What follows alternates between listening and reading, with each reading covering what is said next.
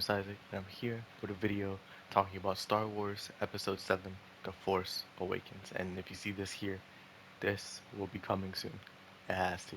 We even have the brown dookie spot on it, so, just have to watch the other two movies after this one, and then we'll be done. I'm here to talk about The Force Awakens, with Rey, Finn, Poe, I forgot his name, but this is basically the sequel trilogy that follows directly after the Luke Skywalker, the original trilogy, you know, the most recent trilogy to come out. Came out 2015, I think it finished like 2019, 2020, something like that. That's what I'm going to be talking about today, the first of many. And I've heard a lot of things about this trilogy. Not a lot of good things about this trilogy, but I've heard a lot of things. And so going into this, it's like, okay, this doesn't sound too good, but I'll keep an open mind, right? I'll keep an open mind. But at the very least, one of the good things I heard about this trilogy is that the first movie was good. It was a good movie, and I can agree. The first movie was definitely a good movie. It was better than some of the worst ones out there from Star Wars. Like considering how I felt about The Empire Strikes Back and The Phantom Menace, this one matches up pretty well with it. Is it better than both of those? It's hard to say. It's hard to say. And this movie is a weird one, right? I like it, and some parts I don't like. So let me get into the negatives first. So this movie, one thing that I don't like as much, and this is more like a personal preference, compared to the prequel trilogy, I like the setting more in that one than I do in the other ones. Like having the prequel trilogy take place in the Jedi Temple with the cities and all that, and the cities being AI generated, or not AI generated, but CGI. So they're full of life, but in reality, it's just a couple people on set and that's it. I like that a lot more because it made the movies feel more alive than they actually are. Even though I know when the Force Awakens and the original trilogy took place, it was just the Empire. It was just the Empire and Rebels. And it's the same thing here, basically. There's a lot more people alive in the sequel trilogy from what it seems like, but I just prefer having so many people alive in in the prequel trilogy. Because even though for the most part it was fake, like it was just CGI, I preferred it.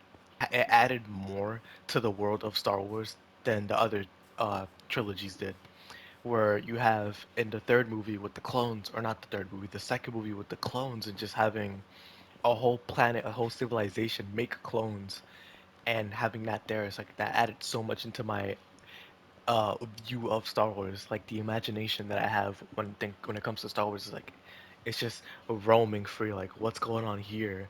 There's so many different races and planets and civilizations just going on. Like in the prequel trilogy, you went to so many different planets. It's crazy. So having that not be here in the original and sequel trilogy is like, dang, that sucks. But I whatever. It's a different story that they're trying to tell. Because the director here is J.J. Abrams compared to George Lucas in the first and second one. So it's like, okay, it's not the same person. It's gonna be a different story. Even in the original trilogy, it was a lot smaller, even when George Lucas made it. So it's just different. It's just different. It's something I have to deal with. You have that aside. You have the character decisions, like Leia, right? There's this scene in the end of the movie where, actually, by the way, I'm gonna spoil stuff when I go into this, so be aware of that. If you haven't watched this movie, watch it for sure. I haven't gotten into spoilers yet, but mentioning Leia is a spoiler. So Leia is in this movie. Leia is in this movie. So is Han, Luke as well. C-3PO, R2-D2, all the old cast for the most part, along with Chewie, except for Lando. He's not here, but I don't know if his actor passed away or anything like that. But he's not at the end of the movie, right? When she finds out that Han Solo died, he died fighting Kylo, or not fighting Kylo, but trying to convince him to come to their side because Han is his father, and he goes over to him. He tries to be a father, and Kylo Ren kills him. He kills him. They had the cool transition of blue and red to just red, and it's like, dang, unfortunate. You have the fact that he's actually uh Anakin's grandson, which makes sense. It's the fact that when Rey and Finn come back after fighting him and he's left alone on the ice planet or whatever. It's the fact that when Leia sees Chewie and Rey and all of them, she doesn't hug Chewie. She hugs Rey. Thing is like, why did she do that?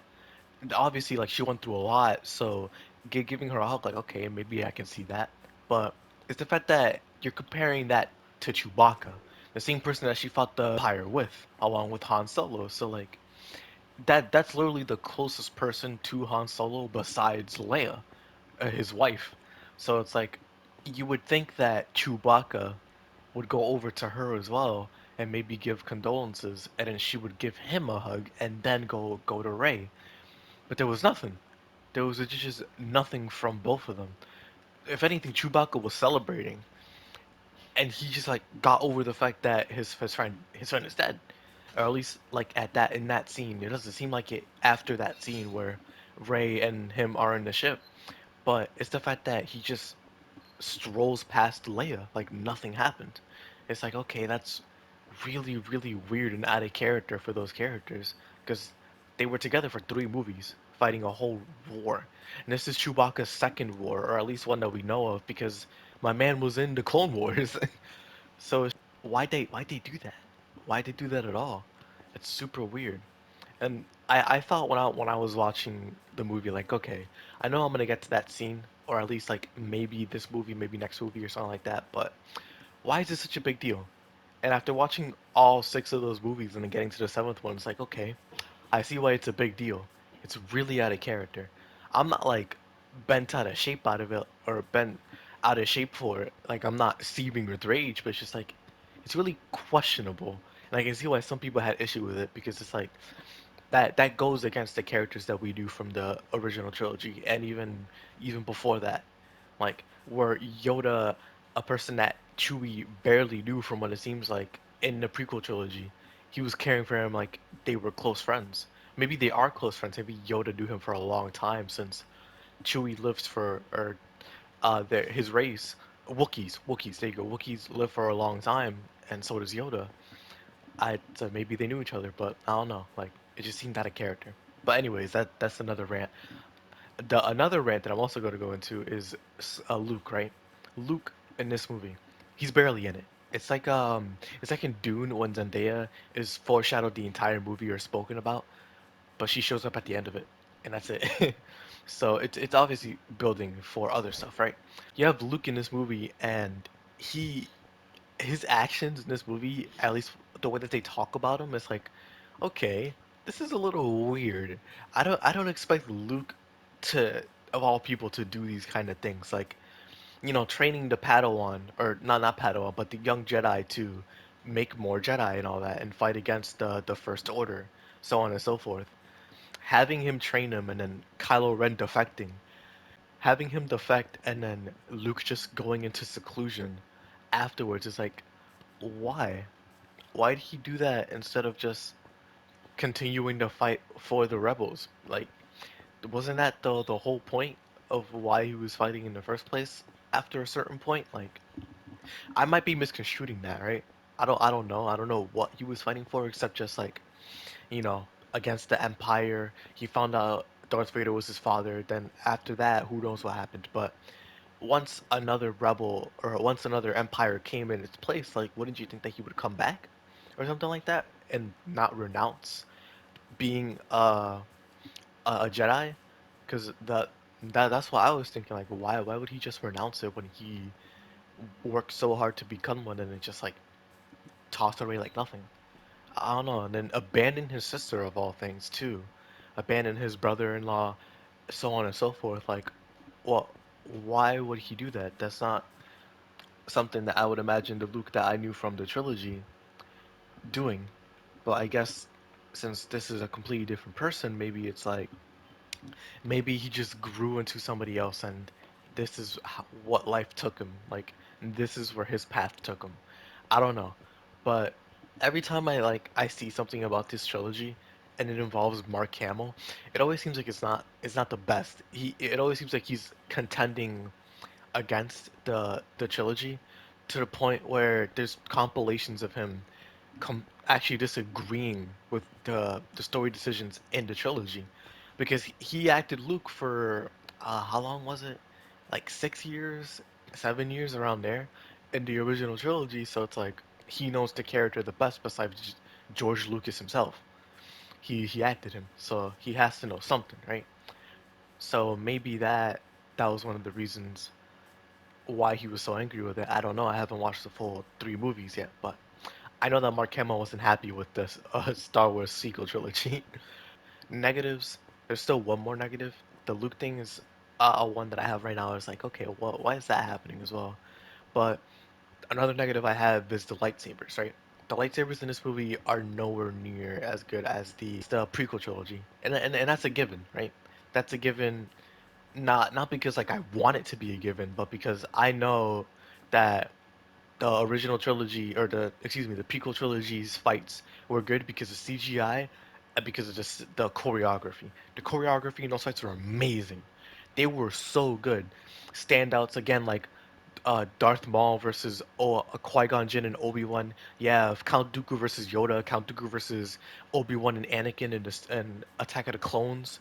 The third movie, Count Dooku and the rematch against Anakin and Obi-Wan. In the third movie, in the Revenge of the Sith, you have what was his face? Palpatine versus Yoda and Obi-Wan versus Anakin. Like all those fights, almost every single fight in those movies had great choreography except for maybe like Mace Windu versus Palpatine. But even then that was a standout compared to the fights in like the original trilogy, right? And then you get to these fights and it's like you only really have two, right? And one of them wasn't bad. One of them wasn't bad at all.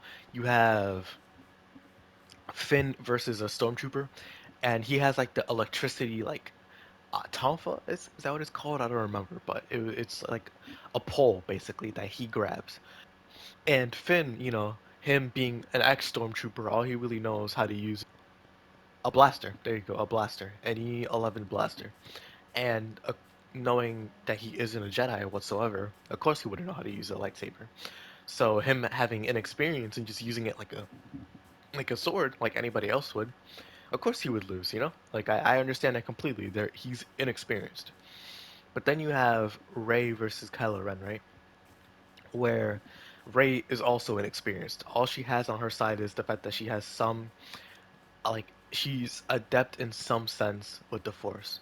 But she's never held a lightsaber in her life, and the one time she did, she had PTSD. So it's like, okay, how did she win? How did she win? But then you have that moment with her where she kind of like used the Force the same way Luke did in the first movie in A New Hope, where he was finding the aircraft that the rebels have, and he destroyed the Death Star with the thing in the Force, with the blaster in the Force. So I'm thinking like it's the same thing here that she did the same thing. She used the Force to help her concentrate and just overwhelm Kylo Ren since he's filled with hate right now. He just killed his father. He's emotional, and now he's trying to convince her to come over to his side. But in reality, adrenaline and hate are clouding his decision right now. But you have that going on, and it's like, okay, she shouldn't have won because from what it seems like, Kylo Ren has a lot of experience. He cooked Flynn, or not Flynn, Finn when he was fighting him. So it's like, okay, she won because she has the Force as well, and she used her surroundings to her advantage. Okay, that's cool, I guess. Whatever.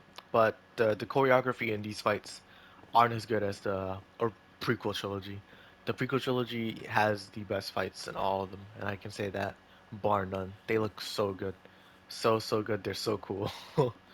But that aside, negatives. That's basically it for the negatives. Let me go into the positives. So the positives, this movie looks great. The Disney budget really comes through in this one because man, CGI looks pretty good in this. It doesn't look like the Clone Wars or not Clone Wars, but Rev, jeez, the prequel trilogy. Excuse me. Where I prefer that honestly. I prefer the prequel trilogy CGI, but at the same time, that's because I just like Clone Wars in general. I like the way it looks. So the CGI here is bar none the best we've ever seen. The more advanced technology gets and the more money you put into Star Wars, the better it's gonna look. So it's good that Disney is here backing the Star Wars up, giving it the money to look better, which is great. You have the the planets. You know, they're not cities, which sucks, but they look good. They look good. They don't look crusty. I don't have any issues here where it's like, looking at certain parts of this movie are ugly, like really, really ugly. But no, I don't have any problems like that where I did with the original trilogy and some of the prequel trilogy. Here, it all looks great. It looks great for when it was made, which was like 7 years ago. But for when it was released, they did a good job. The Disney money is really coming in clutch. But you have the characters as well in the story. The story was good. The story, definitely for being the first movie, was a good introduction. Got introduced to Rey, to Finn, to one of the rebel fighters, to BB-8, I think is what his name. You have Leia, Han, Chewie, some of the new characters. I don't remember her name, but the weird alien orange girl. She looks cool, or she's cool. You have Kylo Ren, his side. My thing is like the First Order. I feel like they just needed a villain force to come back, and I guess through the ashes of the Empire, they needed somebody to come back, and they just used that, the First Order. Which like okay, I guess, but you know, I thought they just would have stayed the Empire, but I don't know, maybe it's because Palpatine isn't there anymore, but who knows? You have all these characters introduced in the story that they're in. It's cool, you know, having Finn be a rebel stormtrooper. That's such a cool idea that hasn't been done before, like in terms of the movies, right? Because, oh, excuse me, from the movies that I have experienced throughout this journey, I have never seen anything like that. So I can't speak on other stormtroopers rebelling because I know that the Bad Batch, I think, are clones or stormtroopers, I forgot, but that rebel. So it's just like, okay, for the movies, I'd never seen this before. You know, for the fact that Luke is in here and trying to find him is the main goal, like, okay, you know, that's a cool idea. Having Rey, Finn, basically become friends over the movie and trying to find Luke, but also at the same time having their own personal ties is like, okay. I wish we learned more about Rey's family. I wish we learned more about, um, well, yeah, actually, that's it. Just Rey, which kind of sucks. I wish we learned more about her. But Finn, he's a stormtrooper. He was kidnapped. Maybe we'll learn more about his family, but if not, that's fine because he's a stormtrooper. So we'll just learn more about him when we see him on screen more. So that's fine. But besides that, you see the old cast, and we learn more about them. Leia and Han, I guess, kind of separated, but not like in terms of wedding, like divorce, but more like Han needed to take a break because Luke, you know, he's gone, and Han, not Han, Kylo Ren is gone as well to the dark side. So it's like that's a lot of pain. That's a lot of pain. So I can understand that, and that's the only way that he know how to handle it. And Leia still being the the rebel leader, basically, went back to her roots. I have a funny line in the movie with that, but you know, you have all these characters. I think they're cool, except for what they did with Luke. I feel like that's still a little weird, and some of the things that Leia they had to do in the movie. It's like, okay, that's weird, but the characters are cool. I really like the new characters like Finn, Ray, BB-8, the the rebel fighter. I forgot his name, like Poe something. I forgot his last name. They were cool. They were cool people. Most of the characters introduced are cool. Kylo Ren is alright. He's not gonna be Darth Vader, and that's perfectly fine. Even he like in the movie he has that dilemma of like I'll never be Darth Vader, but so he might as well just be himself, which he doesn't come to. But that's just something I'm saying to myself. Like he's never gonna be Darth Vader, and I don't think anybody would want to be Darth Vader. Anakin went through a lot of pain, bro.